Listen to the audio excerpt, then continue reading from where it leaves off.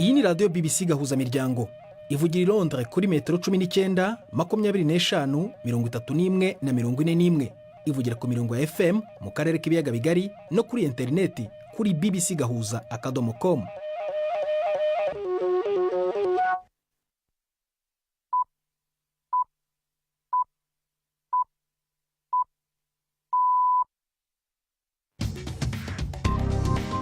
Ubu ni saa 10 n'igice ku isaha mpuzamahanga ya GMT, ni saa 12 n'igice ku masaha yo mu Rwanda no mu Burundi.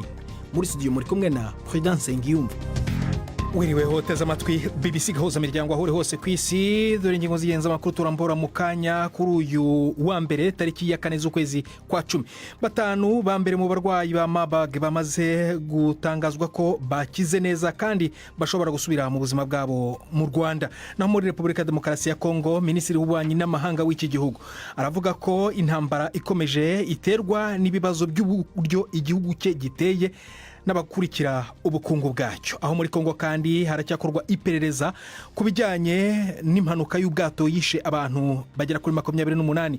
Hari amakuru avuga ko abapfuye barenga aho ngaho. Kuri wa gatanu muri Baza Muganga turavuga ku ndwara ifata abantu igatuma batabona kure mu gihe babona kure aho kubona hafi. Ite ni indwara y'amaso. Umurwayi aba afite ubushobozi bwo kureba ibiri kure kurusha uko abona ibya hafi, bikaba bitandukanye na myopi yo ubureba hafi kure utahabona. Hari n'imikino mbona y'amakuru yawe na Jacques Nitegeka.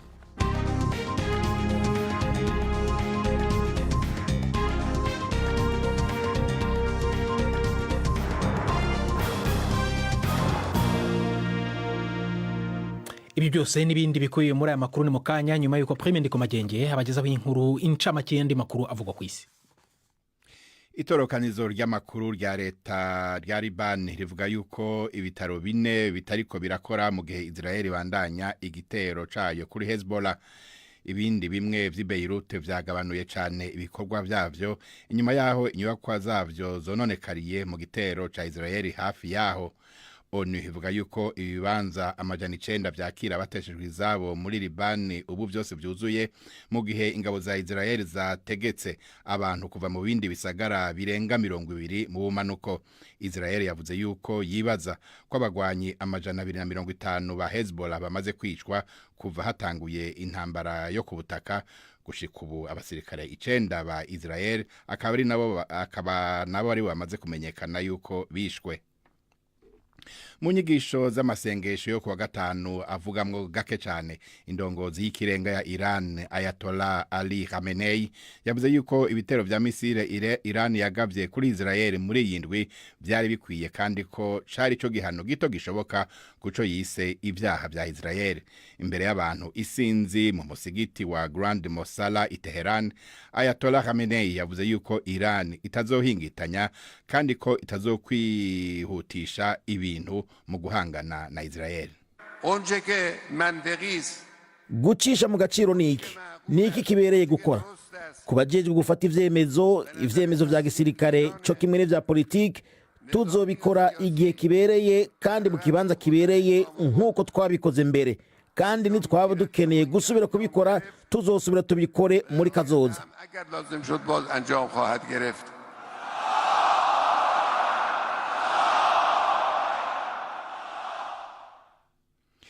Ibinyamakuru byo muri Yemen bivuga yuko habaye urukurikirane rw'ibitero byo mu kirere kuri bimwe mu bisagara bikuru byo muri ico gihugu. Umurwa mukuru Sana, ikivuko ca Hodeida n'igisagara c'amaja hagati ca Damar byose bivuga yuko vyagemwe. Ibinyamakuru biyoboka umuhari w'abahudhi ushigikiwe na Iran bivyegeka kuri leta zunze ubumwe za Amerika n'Ubwongereza. Ntaco ivyo bihugu biravuga, ariko vyompi haheze igihe bitera abahudhi kuva batanguye gutera ubwato mu kiyaga gitukura. Ubu ubwato busigaye buca mu zindi nzira, ubuciye mu kiyaga gitukura nabwo bwemera gutanga amafaranga menshi cyane y'ubwishingizi. Aya makuru mwumva na ya BBC. Ubushinwa bwaneguye ingingo yo kuduza amakori ku rugero ruhanitse cyane ku miduga ikoreshwa n'umuyaga nkuba ikorerwa mu Bushinwa. Ubushikiranganje bw'ubudandaji bwavuze yuko iyo ngingo ari gukingira ivyayo mu buryo burenze kwibaza buca bugabisha kugera ingere ku yindi. Bwiyamirije ibivugwa yuko amafaranga leta ifashisha abakora imiduga ikoreshwa n'umuyaga nkuba mu Bushinwa atuma bushira imodoka nyinshi ku isoko mpuzamakungu, bwongera yuko ivyo bifasha kugwanya ihindagurika ry'ibihe. Iyo ngingo ariko hari ibihugu vyayiyamirije na cane cane Ubudagi butinye yuko izogira ingaruka ku miduga bushorera mu Bushinwa hamwe bworamuka bwihoye. Leta ya Zimbabwe ivuga yuko igiye kuzoha muri uku kwezi imiliyoni 200 z'amadolari abarimyi batakaje amatongo igihe haba inyagwa ry'amatongo haraheze imyaka 20. Ubushikiranganje bujejwe ikigega ca leta bwavuze yuko abazohabwa ayo mafaranga barimwo abarimyi baturuka mu Bubiligi, mu Budagi hamwe n'abanyazimbabwe babirabure barenga 400. Ni inkuru ya Richard Kagoe mwumva mu ijwi rya Jean-Claude Mwambutsa. Ubu bwishyu bwari bwashyizwe mu ngengo y'imari y'uyu mwaka kugira ngo bifashe igihugu kuzahura urwego rw'ubuhinzi. Urwego rw'ubuhinzi rwarazahaye cyane kuva igihe wari umukuru w'igihugu Robert Mugabe yategekaga ifatirwa ry'ibikingi byeraga cyane mu ntangiriro z'imyaka y'ibihumbi 2000. Byinshi byari bitunzwe n'abazungu b'abanyazimbabwe bahingaga by'ishoramari babikurwamo ngo bihabwe imiryango y'abirabura. Ibi bikingi byabanje kuba ari umutungo w'abirabura mbere yuko abakoloni babibambura mu ntangiriro z'ikinyejana cya 20. Zimbabwe yakomeje gutinza igikorwa cyo kwishyura akayabo ka miliyari zigera kuri 3.5 z'amadolari yagombaga kwishyurwa abahinzi hashingiwe ku masezerano yabayeho ivuga ko ihanganye n'ikibazo cy'ubukungu bwifashe nabi. Leta Zunze Ubumwe za Amerika zivuga ko gushumbusha abahinzi aricyo kibanza kigomba kubanza kubaho mbere yuko hakurwaho ibihano bimaze imyaka ibarirwa muri 20 bijegeza ubukungu bw'iki gihugu. Ndangirize kuri iyi nkuru yo muri Republika ya Demokrasi ya Kongo, aho abategetsi bavuga yuko abantu ibihumbi 31 bamaze kwandura indwara y'ibihara by'inkende ariyo mpox mu gihugu cyose. Umushikiranganje yajejwe amagara y'abantu avuga yuko abana bari munsi y'imyaka 5 aribo benshi muri abo. Urugero rwo kwicwa niyo ndwara narwo rukaba rushika ku 70%. Isekeza ryo gutanga urucanjo rizotangura kuri uyu wa gatandatu mu gisagara ca Goma mu buseruko mu kugerageza guhagarika irandagata ry'iyo ndwara. Trida urakoze Prime ndiko magenge kuri ayo makuru ya BBC.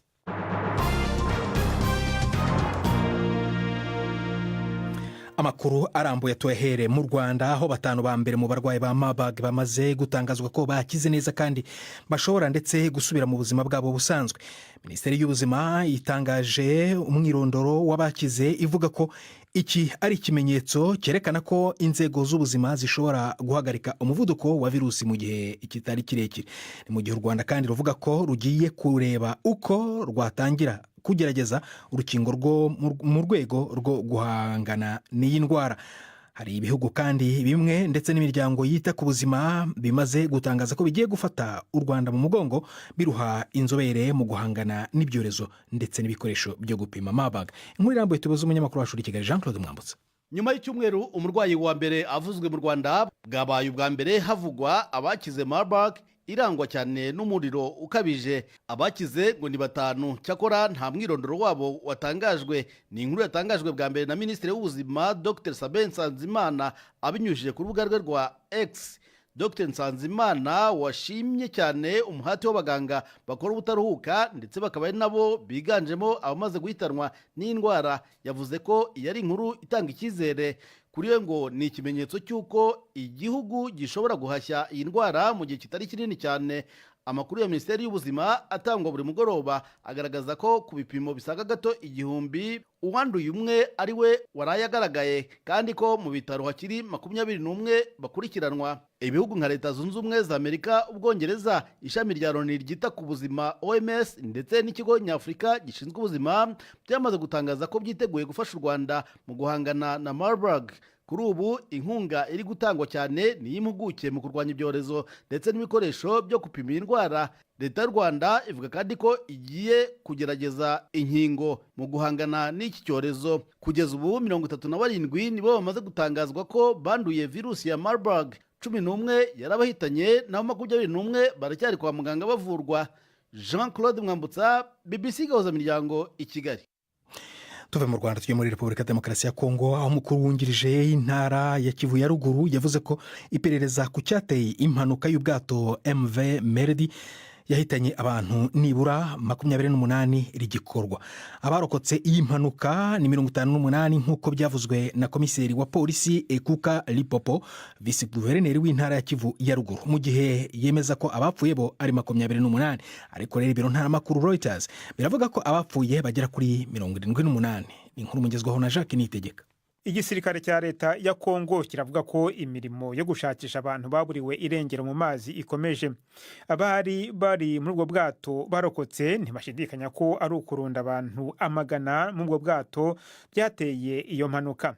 Amasoko atandukanye avuga ko ubu bwato bwarimo nibura abantu barenga 300, ariko Jean-Jacques Purisi, umwe mu bategetsi bo mu ntara ya Kivu ya ruguru, yabwiye ibiro ntaramakuru Reuters ubu bwato bwari burimo abantu 278. Ikinyuranyo cy'abatangajwe bapfuye n'abarokotse gisobanuye ko hari abantu hafi 200 cyangwa barenga bashobora kuba baratikiriye muri kuriya kubirinduka k'ubwato bwari bugeze muri metero zisaga 500 gusa ngo bugere ku cyambu.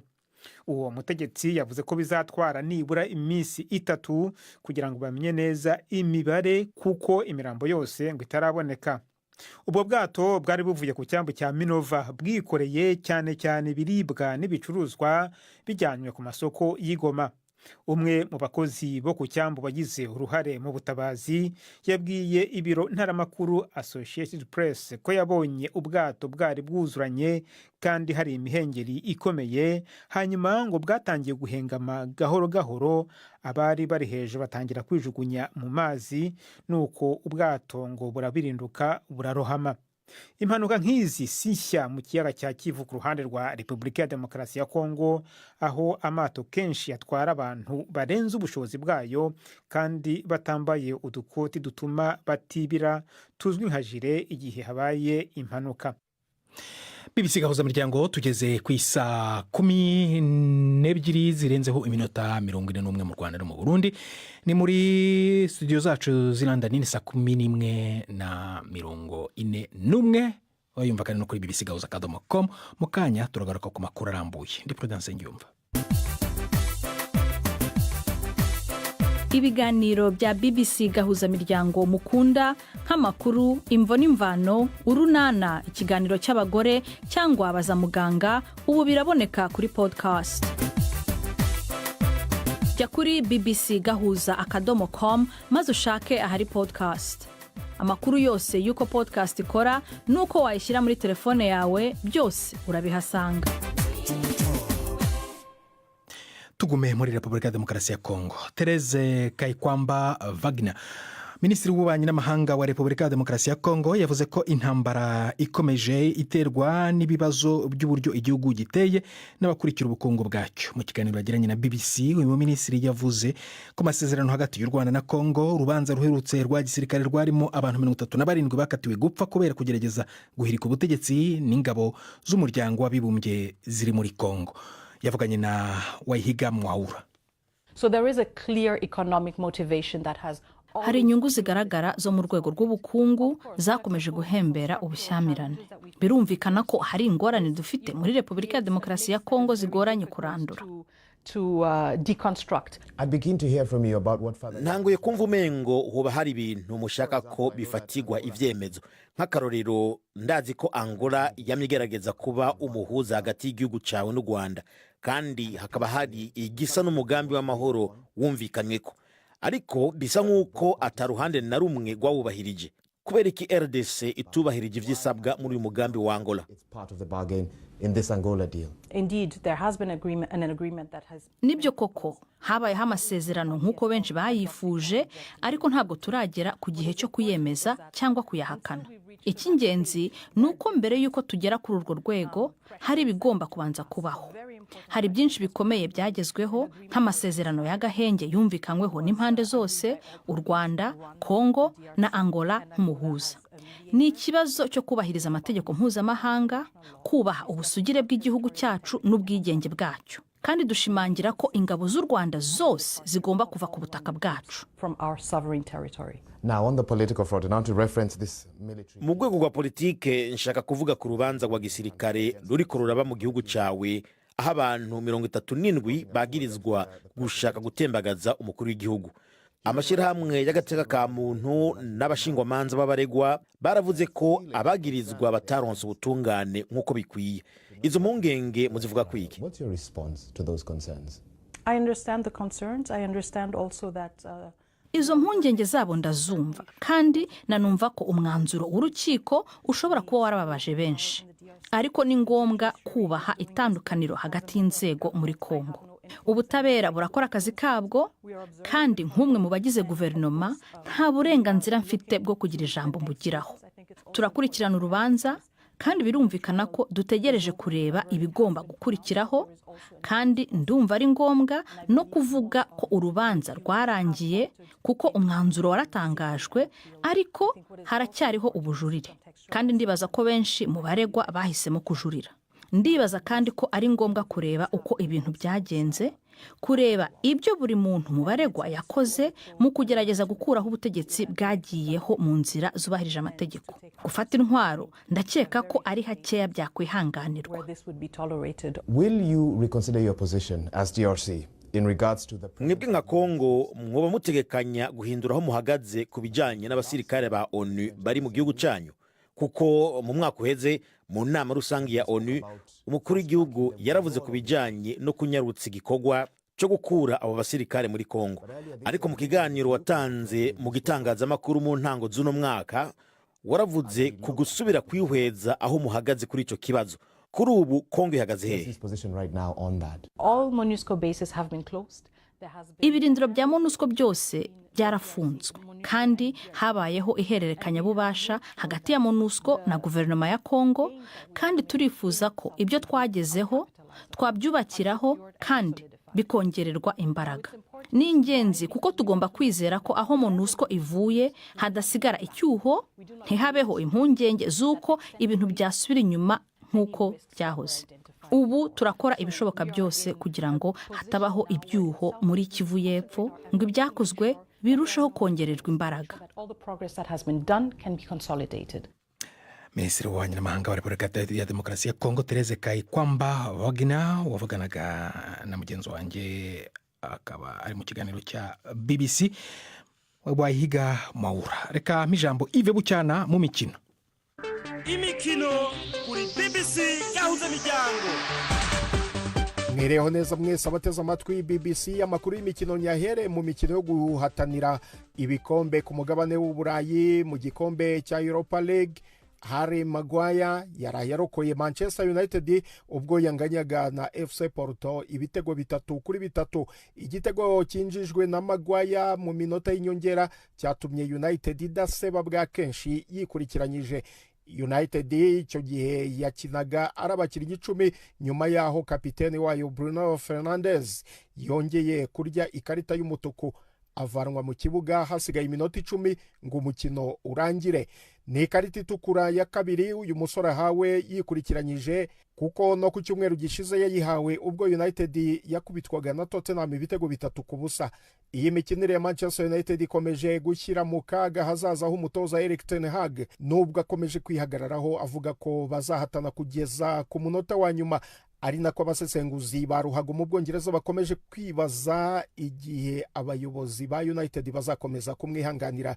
Ikipe ya Chelsea mu gikombe cya Europa Conference League yo yanyagiye Gent yo mu Bubiligi ibitego 4-2. Shampiyona y'Ubwongereza English Premier League izakomeza mu mpera z'iki cyumweru. Imwe mu mikino iteganyijwe ejo, umukino uzabimburira iyindi ni Crystal Palace izakina na Liverpool, mu gihe Arsenal izakira Southampton. Manchester City yo izahura na Fulham umunsi usozwe na Everton ikina na Newcastle United. Ku cyumweru umukino ukomeye uzahuza Aston Villa na Manchester United ku kibuga cya Villa Park. Ni mu gihe Chelsea izakira Nottingham Forest, hanyuma Brighton igakina na Tottenham. Soreze mu mukino wa tennis, Carlos Alcaraz azakina na Yannick Sinner ku mukino wa nyuma w'irushanwa rya China Open nyuma yo gusezerera Dani Medvedev muri kimwe cya kabiri. Uyu munya Espanye Alcaraz uri ku mwanya wa gatatu ku isi byamusabye iminota 88 ngo atsinde set 2-0. Yannick Sinner uyoboye isi mu mukino wa tennis we yageze ku mukino wa nyuma bimworoheye cyane nyuma yo gusezerera Umushinwa Bu Yanchaokete waje mu irushanwa nk'umutumirwa, yamutsinze set 2-0. Mu bagore umunyamerikakazi Coco Gauff yatsindiye kuzakina kimwe cya kabiri kirangiza muri China Open ku mwaka we wa kabiri yikurikiranyije nyuma yo gutsinda Yulia Starodubtseva. Yabanje gutakaza set ya mbere, arahatana kugeza atsinze umukino kuri set 2-1. Aha ni naho nsoreje amakuru y'imikino nari nabateguriye. Gendi Yves Bucyana, BBC gahuza miryango muri Afrika no kwisi yose. urakoze Yves Bucyana. Mbere yo gukomeza amakuru nabaza muganga, reka mbaranze mararikira imvura imvano y'ejo aho tuzagaruka ku magambo intumwa idasanzwe y'umuryango w'abibumbye muri Repubulika ya Demokarasi ya Kongo Bintou Keita aherutse kugeza ku kanama ka Loni gashinzwe umutekano muri iki cyumweru, aho yaregaga umutwe wa M23 kuvana amadolari agera kuri 300,000 by'Amerika buri kwezi mu gucukura amabuye y'agaciro ahitwa Rubaye. Tuzavugana kandi n'indi mitwe yitwaje intwaro muri Kivu ya ruguru iregwa n'umuryango w'abibumbye guteza umutekano muke mu gihugu. Reka noneho ijambo Yvette Kabatesi muri Baza Muganga.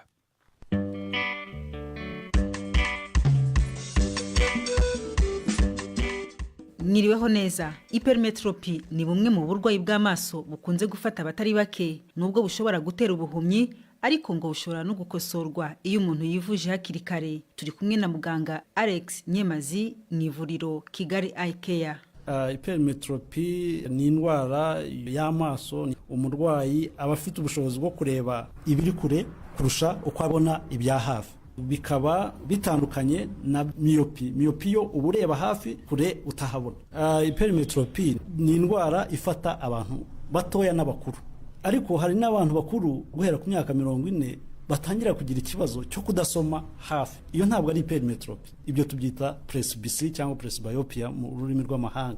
Dukomeje kuvuga kuri iyo hypermetropie y'uwo murwayi, turebe ijisho ukuntu rimeze. Hari agace k'imbere, agace k'inyuma. Hari agahu bita retina cyangwa imitsi ishinzwe gufata ijisho igakonekta cyangwa ikajyana ku bwonko, kuko amashusho tubona ubwonko bwacu nibwo bugomba kwemeza ko ibyo ni mu kubona nibyo cyangwa sibyo. Iyo rero urumuri rwinjiye mu jisho rirwaye cyangwa rifite hypermetropie, rwa rumuri ruragenda rukagwa inyuma ya kagahu cyangwa ya mitsi, aho kugira ngo rugende rugwe hahandi habugenewe kuri makiro. Ibyo bivuze iki? Nibyo bituma noneho umuntu atangira kugira cya kibazo twavuze cyo kutabona hafi. So bitangira umuntu afite imboni, ubundi imboni imeze nk'umuheto irikunje. Rero ku muntu ufite hypermetropie usanga kameze nk'akantu karambaraye. Urumuri rwakwinjira aho kugira ngo rugwe hahandi habugenewe rukagenda rukagwa hakurya, bigatuma rero umuntu atangira kugira icya kibazo twavuze cyo kuba ibintu bya hafi abigiraho ikibazo. Ikindi ni ka gace k'ijisho abantu bakunze kwita ko ariko karwara ishaza.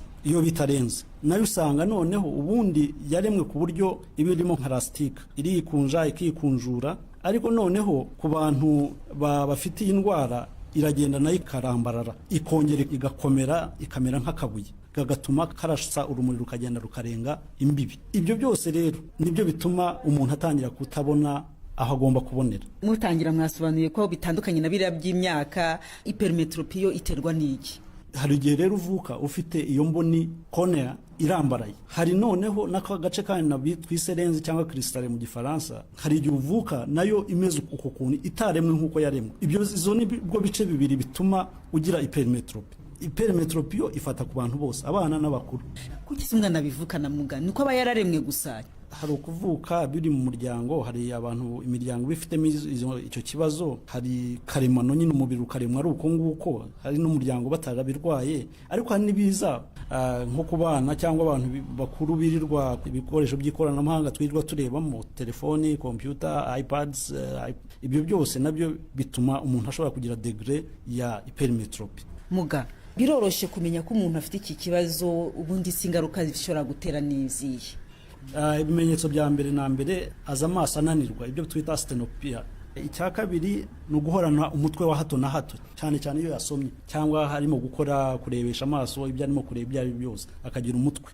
Ikindi cya gatatu ni kutabona neza, birumvikana. So ingaruka nizo nyine, ubutabona neza niyo ngaruka ya mbere. Ariko nko ku bana hari umwihariko wabo. Umwana wagize hypermetropie ndende iyo adakosowe cyangwa utakemuye ikibazo cye mbere y'imyaka 7 bimivuriramo ubuhumyi cyangwa ibyo twita amblyopie, cyangwa rya jisho rimwe usanga ryaratakaje kubona. Izo nizo ngaruka. Muga bikosorwa bite rero, biravurwa bigakira? Gukosorwa kwa mbere ni ukwambara indorerwamo, amarinete. Hari igihe wambara rinete ikibazo kigakemuka burundu, hari n'igihe wambara rinete ntigikemuke ahubwo ukabana nazo uzambara buri munsi, ubuzima bugakomeza, ariko bitavuze kuzazikuramo. Noneho iyo utambaye rinete hari n'ubundi buryo bwo kwambara utundi tuntu bita contact lenses ducomeka kuri yambone, nazo ubwo ni ubundi buryo bwa gatatu ni ukuyabaga.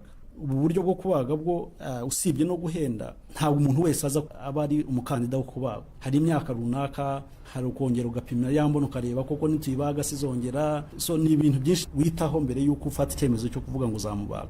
Dusoza, hari inama mushobora kugira abantu kuri iyi ndwara ya hypermetropie cyangwa se ubu burwayi bw'amaso?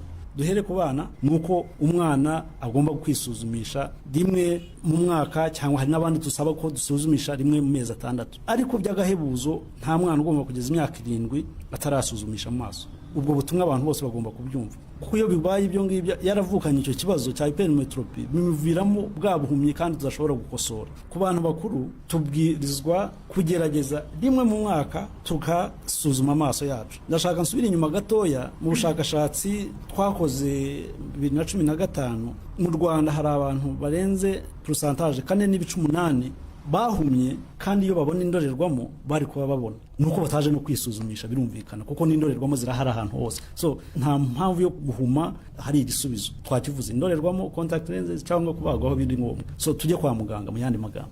Muganga Alex Nyemazi watusobanuriraga ku burwayi bwa hypermetropie, turamushimira rero. Twibutse ko dukomeza kwakira ibibazo ikigali n'ugasanuka amabaruwa 2790 cyangwa kuri email bazamuganga@gmail.com. Muraraharyana. Murakoze Yvette Kabatesi, nawe uraraharyana rero n'amaganga ndetse mwaganiraga. Turasingira umusozo w'ibiganiro byacu. Ndabona Prime ndi kumagenge muri studio za BBC Nairobi agarutse kutugezaho ingenzi avugwa ku isi. Liban ivuga yuko ibitaro 4 mu bumanuko bitariko birakora mu gihe Israel bandanya igitero cyayo kuri Hezbollah.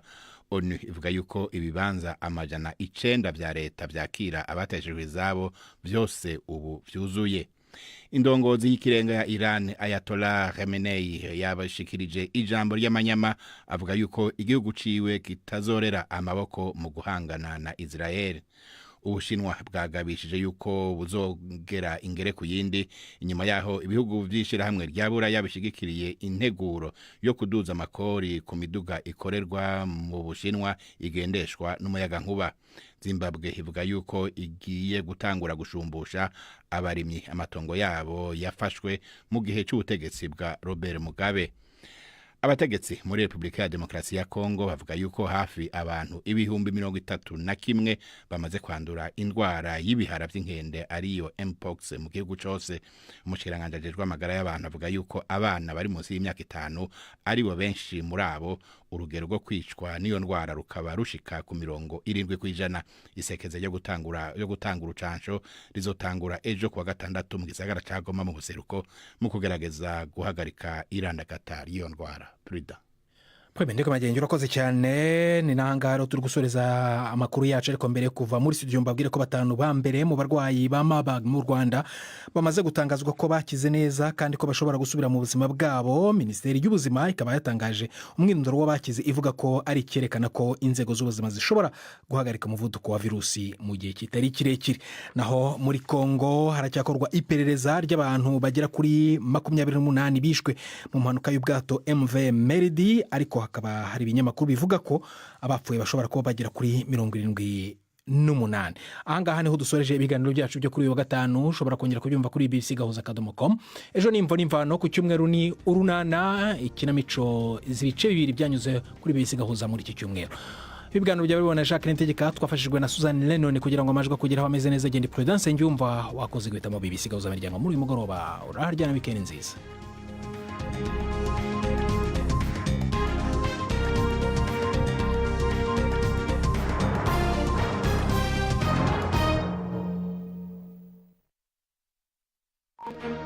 Thank you.